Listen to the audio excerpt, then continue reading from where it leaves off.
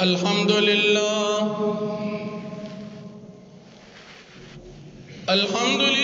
الفتاح المنان ذي الطول والفضل والإحسان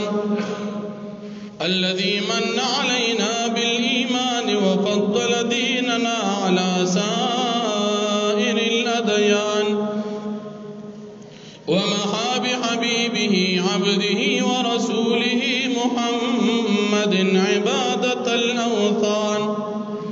وخصه بالمعجزة والسنن المستمرة على تعاقب الأزمان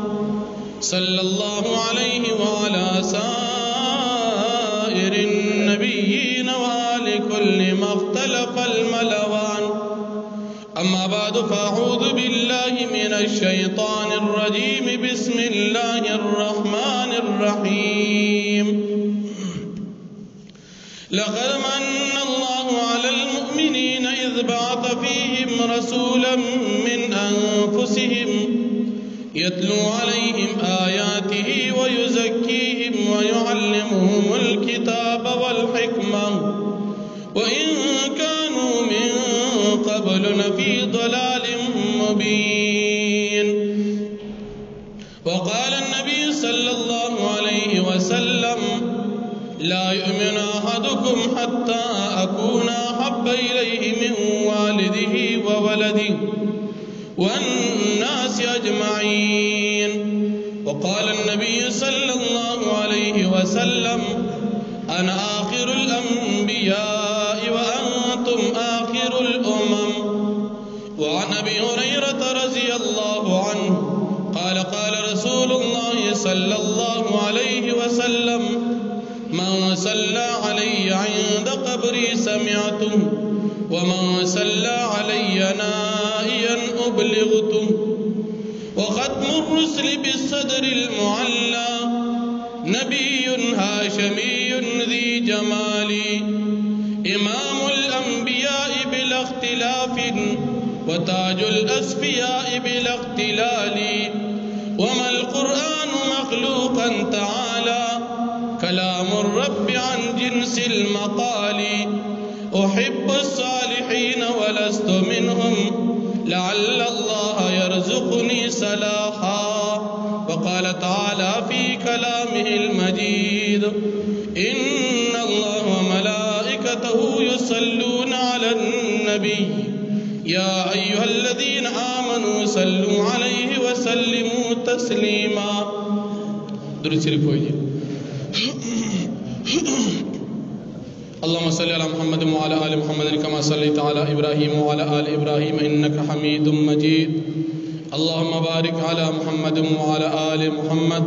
كما باركت على إبراهيم وعلى آل إبراهيم إنك حميد مجيد الله رب العالمين من اوتا سبحان دي بفضل انعام احسان کړی دي چې په تمام مخلوقاتو کې اشرف المخلوقات انسانان پیدا کړی بیا را باندې بل فضل انعام احسان دا کړی دي چې په انسانانو کې مسلمانان پیدا کړی بیا بل فضل انعام احسان رب العالمین من اوتا سبحان دا کړی دي چې په مسلمانانو کې د امام الانبیاء محمد رسول الله صلی الله علیه وسلم امتیان پیدا کړي بیا بل فضل انعام احسان دا کړي دي چې د امام الانبیاء علیهم السلام په امت کې په عقیدات اهل السنه والجماعه باندې الله پاک پیدا کړي نبی کریم صلی الله علیه وسلم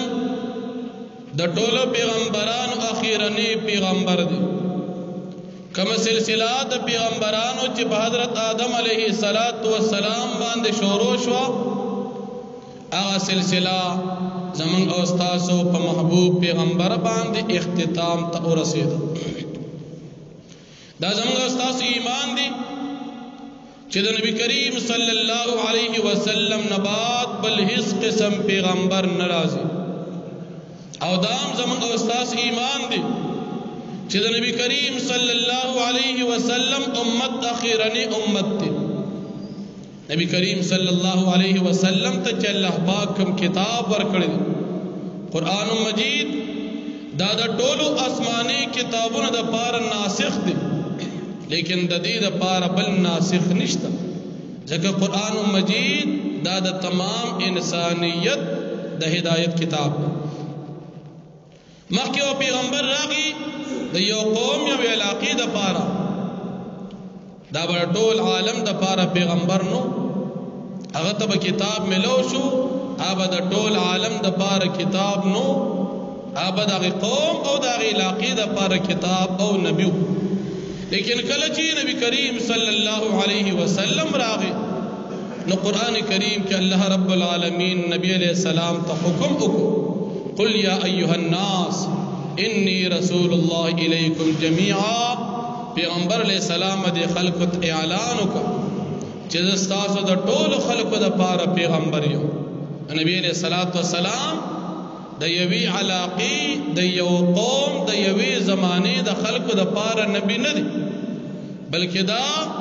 د خپل دور نه تر د قیامت پورې د ټول عالم د پاره نبی او رسول دی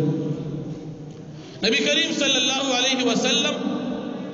چې په کومه معاشره کې الله رب العالمین پیدا کو او کومه معاشره ته الله رب العالمین دین نبی را اولېګو هغه معاشره هغه د فساد د جنگ جګړو د ظلمونو او د خیانتونو او د هر قسم ظلمونو معاشره تر دې حد پورې چې انسانیت قدر چا نه پیژنده تر دې حد پورې چې د زنانو قدر چا نه پیژنده تر دې حد پورې چې خلکو د رشتہ داري قدر نه پیژنده تر دې حد پورې چې خلکو رب العالمین نه پیژنده په داسې معاشره کې الله رب العالمین نبی کریم صلی الله علیه وسلم پیدا نبی کریم صلی الله علیه وسلم عمر چې تقریبا 15 کال ته ورسید په دغه وخت کې د بیت الله شریف د تعمیر مسله شروع شو نبی علیہ السلام الله رب العالمین ابتداء د هر قسم صغائر او کبائر گناهونه پاک ساتل دي دا زموږ د مسلمانانو ایمان دی چې پیغمبران د هر قسم وړو لوی گناهونه معصوم او پاک وي زکداد امت د پارا رهبران وي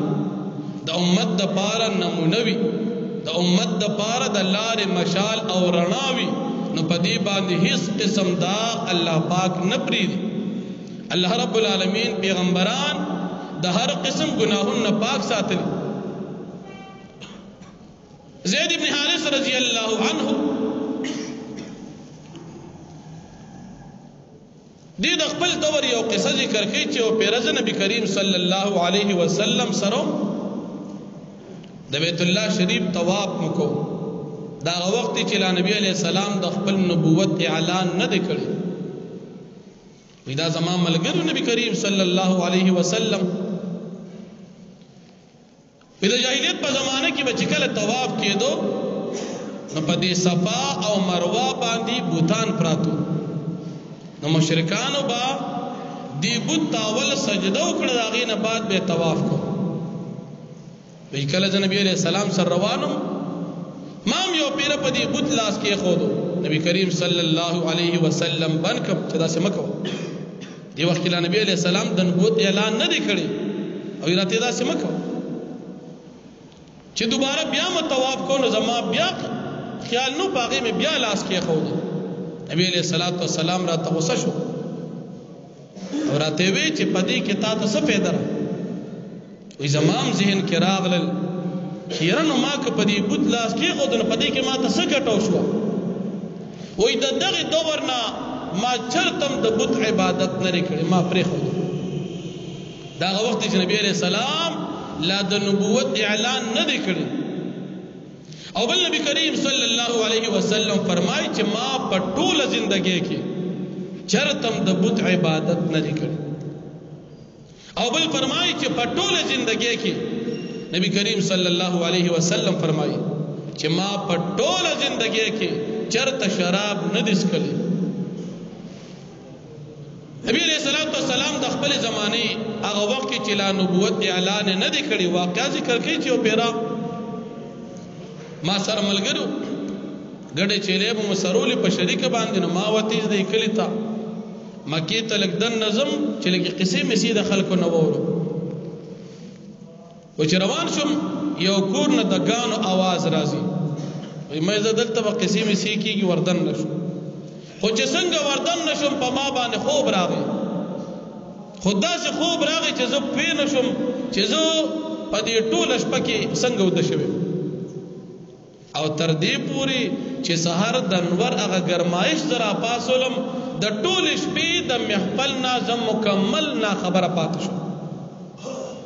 بیا را ته سحر عملګری وای چې څنګه چلی واپس چلاړم بیګا دې سکه سه مې سی ووري دي وای ما ورته وی چې سره پلار لاړم نور پېښې ونیم چل تماش پسنګ تیر کړی پس بالا چې بیا راغلم بیا دا شان یو محفل چې وردن نشم ما وی زه سکه سه مې سی وورم باس چرادن نشم مغه سره ود شم بیا ټول شپه د خوب نه پاسې درې نیم په ټول شپه کې چې څه شي ودنیم خبر وای په ټول عمر کې دغه دو پیری زتلم خو هغه نم زه خبر شي ونیم چې څه شي ودی الله رب العالمین د پیغمبر په سر غټه ذمہ داری کړي اوس که چر بل فرض دی غان اوریدین امت ته د غان نه د منع حکم څنګه فرمایي الله رب العالمین ته دی اوساته بل نبی کریم صلی الله علیه وسلم کله چې عمر دغه 15 کاله ته ورسید په دې وخت کې د بیت الله شریف د تعمیر مشوره شروع شو بیت الله شریف تقریبا 15 پیری تعمیر شوی اول پیرا حضرت آدم علیه السلام تعالی پاک حکم کو فرشتي راولېږي نقشې واچره په غزه باندې آدم علیه السلام د بیت الله شریف تعمیر وکړ او چې کله تعمیر شو بیا وته حکم شو چې اوس د دې طواف وکړه او چې طواف شو الله جل شانه د طرف نه ارشاد شو چې اولنې باندې بیت الله شریف طواف کوونکی او په مقدس مکه باندې اولنې کور دی د بیت الله شریف آدم علیہ السلام د ټول اول د بیت الله نه طواف وکړ بیا د نوح علیہ السلام زمانه پوری بیت الله شریف په همدغه طریقه باندې کمزوري اونتی آبادی وا په هغه وخت کې پلاچتم نو کله چې د نوح علیہ السلام په دور کې سیلاب راغی قوم هلاک شو نو باغی کې د بیت الله شریف آبادی مرانه شو اما شان زړه په زړه پاتې شو ختم شو کله چې ابراهیم علیہ السلام الله رب العالمین وته حکم کو چې بیت الله شریف تعمیر وکړه ابراهیم علیہ السلام د بیت الله شریف په دویمه پیرا آبادی وکړه پدریمه پیرا کله چې نبی علیہ السلام عمر تقریبا 15 کال دی د بیت الله شریف آبادی ډیره کمزوري شوې ده چت پینشتا آبادی کته پاتې شوې ده کله چې وبډیر شي نو بیت الله شریف تکته لاړ شي بیا خلک لګي دا غینه وبل لري دی په خپل منځ کې مشوره وکړه چې د بیت الله شریف د آبادی ډیره کمزوري شوې ده او دا به منګ لري کو دی په ځای باندې تعمیر مشوره وشو پرې کې سړی ابو وهب ابن عمر چې د نبی کریم صلی الله علیه وسلم د پلار ماما دی هغه دې ته مشوره ورکړي چې بیت الله شریف تعمیر خو کوي خو ګوره په بیت الله شریف کې به حرام مال نه لګوي ګوره دې دغه دور مشرکان خود خپل مټو حلال پیسې په بیت الله شریف کې لګوي اعلان وکړ اوس د بیت الله شریف آباده پروانه ول بس شروع وکړي خلق یریږي اسنه موږ ته تکلیف ورسیږي ولید ابن مغیره د خپل قوم سردار دی ولید ابن مغیره راغی یا الله زدا کور روانوم په خنیت باندې چې په دې ځای موږ نوې تعمیر وکړو او بسم الله وکړو شروع وکړو بیت الله شریف رواني د حجر اسود او د رکن یمانی ترمنځ په دیوال شروع کړو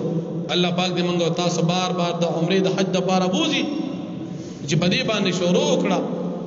خلک سره څوک مرګتیا نه کوي اسنه سبا په د باندې صافت راشي تر دې پورې چې بیت الله شریف کې نن دروانه ولو کار د وکړو خلک انتظار کوي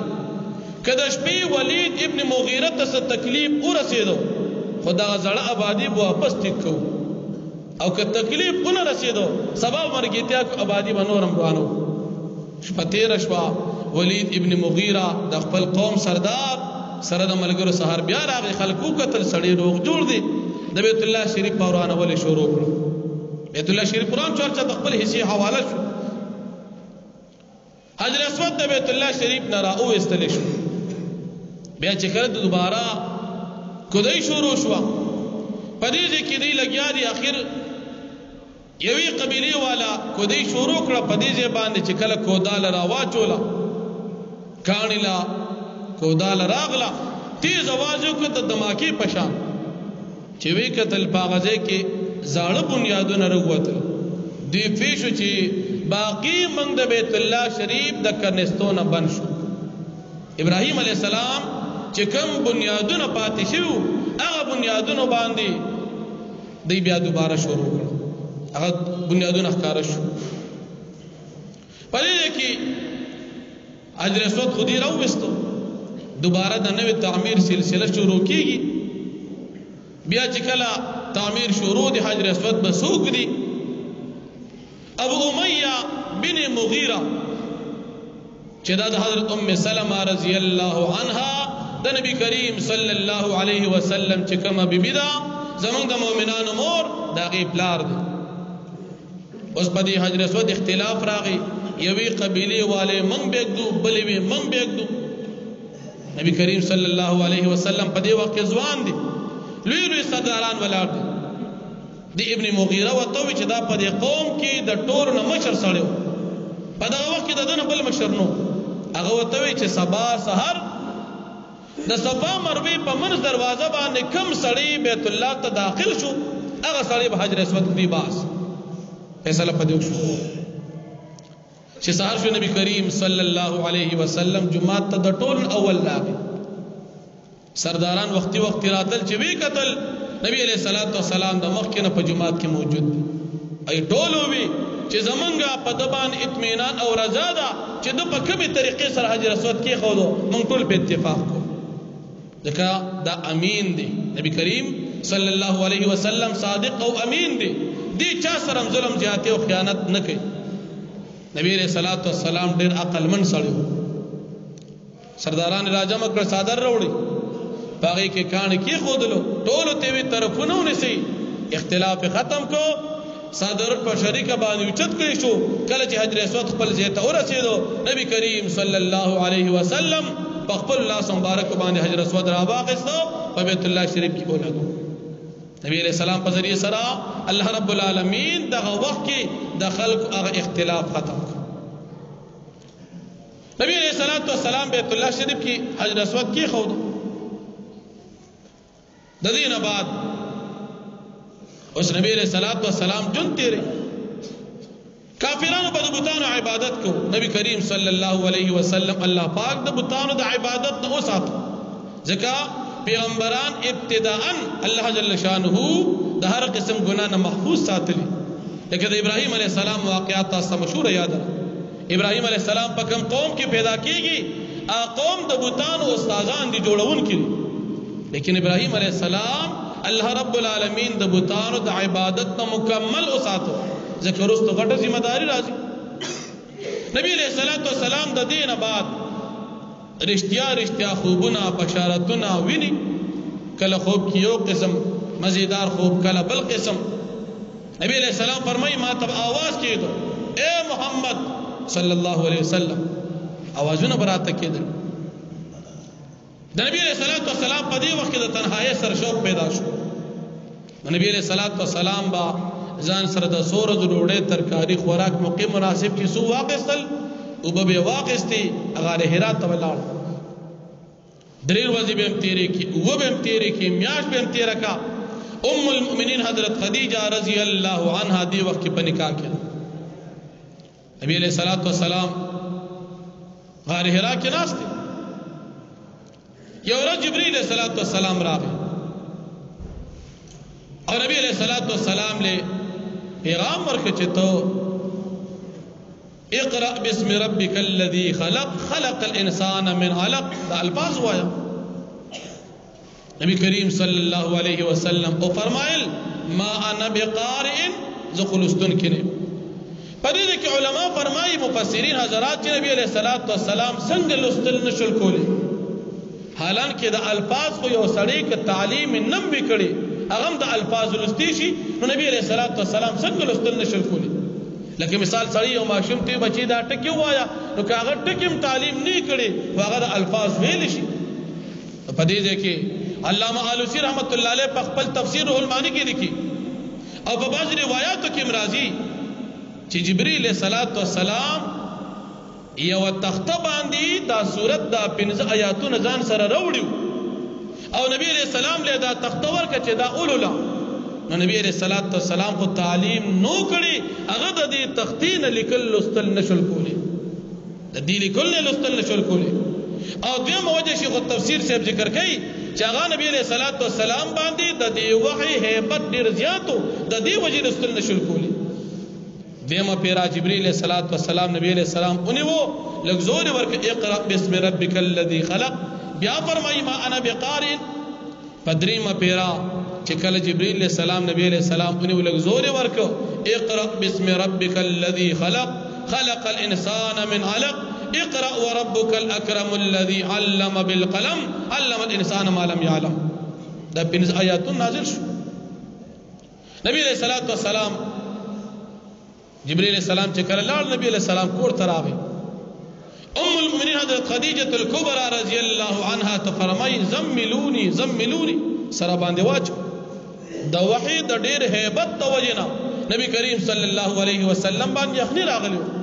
ځکه د اولنې وحی وا او د وحی ډیر زیات زورو. حضرت زید ابن ثابت رضی الله عنه فرمایي چې نبی علیہ الصلوۃ والسلام یو پیر زما په خپل باندې سر مبارک خو دیو او چې کله په وحی نازلې ده نو د هغې د وجه زما په خپل باندې ډیر تکلیف راغی.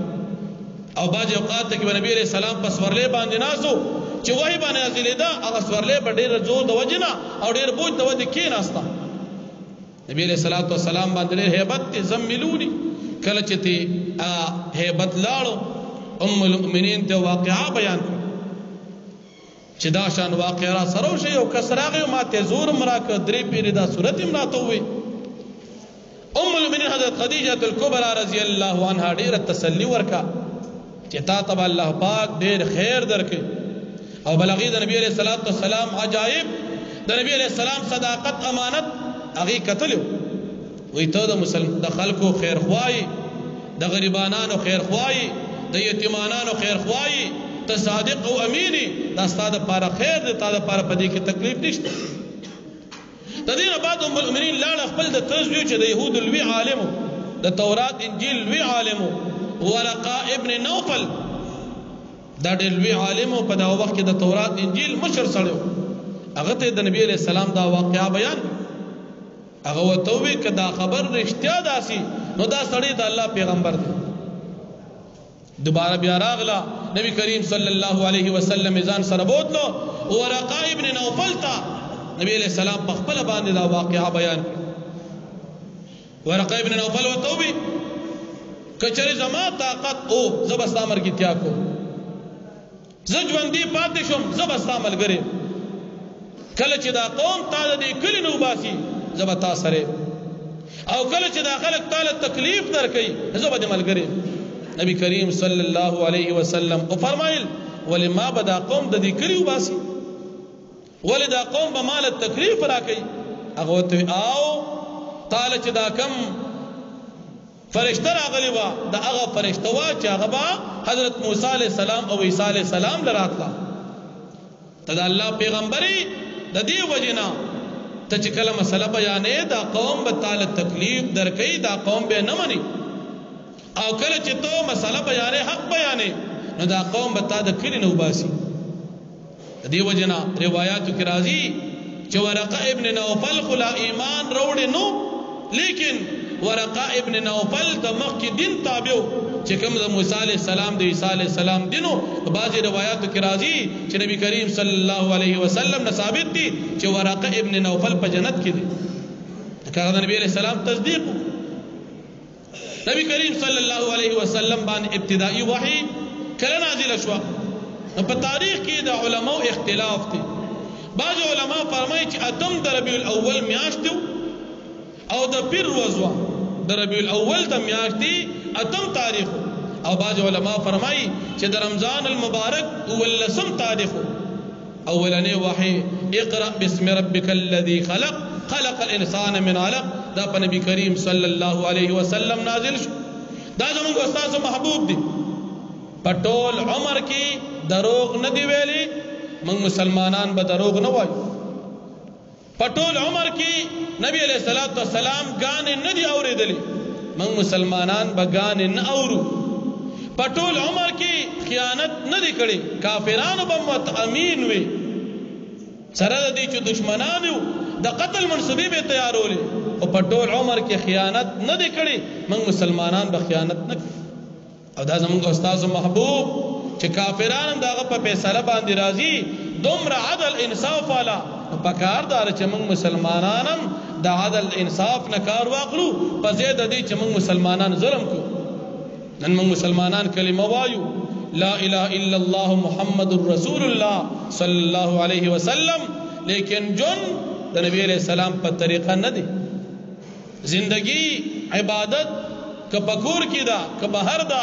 که د ځوان دا که د مشر دا که نارینه دی او که زنانه دا د نبی علیہ السلام په طریقه جن نشته پکار دا چې موږ تاسو د خپل محبوب محمد رسول الله صلی الله علیه وسلم په طریقه خپل ژوندۍ برابر کو پکار دا نبی علیہ الصلوۃ والسلام څنګه جون تیر کړی غیر نبوت ملو گناهونه نه کوي د نبوت نه وړاندې گناهونه نه کوي پکاردار چې موږ مسلمانان گناهونه ځان اوسات او چې کوم مکړي الله رب العالمین ته پاغي باندې توبه وباسو الله جل شانه دې موږ او تاسو ته د نبی کریم صلی الله علیه وسلم په سنت طریقه باندې جن نصیب کی جماعت ته زمنګ ملمانم راغله تقریبا سیروزی ملګری الله جل شانه دې د دې ملګرو دا قدمونه په تل د نیکه کې واچي دا ډېر نیکان پاکان خلک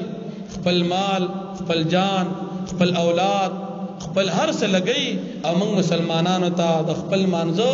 او د دین فکر بیان دا زموږ ملمانه وي او کلم چې زموږ جماعت ته ملمانه راشي الحمدلله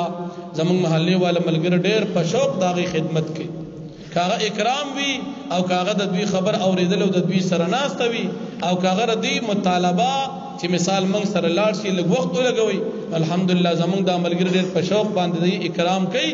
اوسم دا ملمانه راغلي دي ان شاء الله چې دې ملګرو سره منګه خد اکرام د عزت د احترام معاملو کو کم از کم چې سبا دې محلې نه دا ملګری لاړ شي او موږ ته خود ودرې ټکی دعا وکي چې ډېر ښه کسانو الله پاک دې جزای خیر ورکي دام زمونږ د پاره بیا کافی ده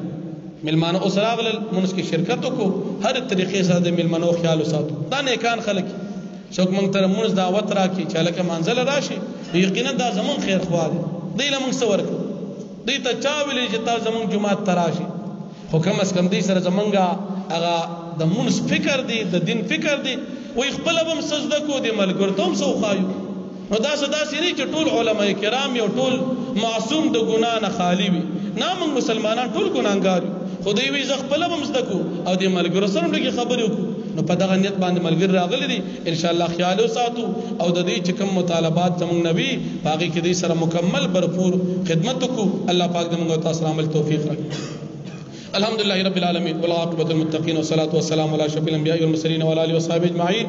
الله پاک موږ ټول ته نبی کریم صلی الله علیه وسلم په سنت طریقه باندې ژوندۍ نصیب زموږ د ټول هر وخت د جمع سره د مونږ توفیق نصیب کې الله پاک موږ چې تر اوسه سمره ګناهونه کړی دي په خپل رحم او فضل سره موږ ته ټول معاف کړي د نیکه توفیق راکړي زموږ د ټول په حال باندې رحم وکړي سمره مسلمانان بیماران دي ناست جمع کې بعضی ملګری مشران بیماران راغلي دي الله ټول مسلمانان بیماران ته شفای کامل عاجل نصیب کړي په تمام دنیا کې تر دې دمه سمره مسلمانان وفات شوي دي الله پاک د ټول بخنه وکړي موږ ټول په حال باندې رحم وکړي زموږ د جمع کې اکثر ملګری ډېر د نور محلو نمرازي شرکت کې خپل زمونږ د محلې ټول ځوانان الحمدلله په جمع کې شرکت کوي. الله پاک دې ټول ملګرو قدمونه په تله د نیکۍ کې واچي. زمونږ ډېر مسافر ملګري دي د دعاګان درخواست کړي دي. الله پاک د مسافر په حال باندې رحم وکړي، تمام مشکلات حل کړي. جماعت تکمل مانه راغلل، الله پاک دې ملګرو دا قدمونه په تله د نیکۍ کې واچي. موږ ټول ته دین د خدمت توفیق راکړي. په تمام دنیا کې چې څومره مسلمانان د دین په کومه شعبه کې خدمت کوي، الله ته په هر قدم حفاظت او کامیابی نصیب کړي. زمونږ د دین او زمونږ د دې وطن الله پاک حفاظت وکړي. دشمنان زمونږ د دین په تمام دنیا کې الله پاک ناکام کړي. زمونږ د خپل پیغمبر محبوب سره الله پاک د زړونو مینا محبت پیدا کړي. الله پاک موږ د دین د بی ادبین اوساتي. وصلی الله تعالی علی خیر خلقه محمد وعلى اله وصحبه اجمعین برحمتک یا ارحم الراحمین.